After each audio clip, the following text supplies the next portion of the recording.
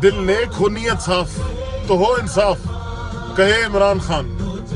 जो चली है अब तहरीक तो होगा ठीक ये सारा पाकिस्तान।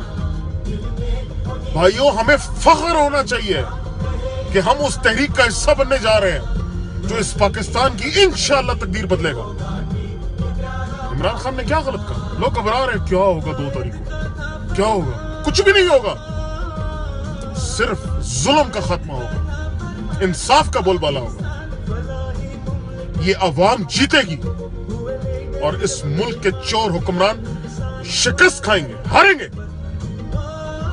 हमने इस डिसाइसिव जंग का हिस्सा बनना है, तारीख में अपना नाम लिखवाना है, अपने बच्चों के सामने छाती तान के फख्र से उनको बताना है कि we were part of it. We fought for a better Pakistan, for you, for our children. ये हमने अपने बच्चों के सामने इज्जत से खड़े होना है, छाती तान के। हमारे आबाओ अजदाद ने इस सिस्टम के खिलाफ जंग नहीं की। ये जो गंद आज आपको नजर आ रहा है, ये 70 साल से बन के आज इस जगह तक पहुंचा है। लेकिन हमने ये जंग जरूर लड़नी है, क्योंकि अगर हमने न लड़ी तो हमारे बच्चों को तो लड़नी ही लड़नी है, क्योंकि अब ये ज्यादा आगे नहीं चल सकेगा। बेहतर है कि ये जंग हम लड़ें, अपने बच्चों के सामने फख्र से खड़े हों। I will be a part of this. I want to stand proud in front of my children, and I'm sure you want to do the same.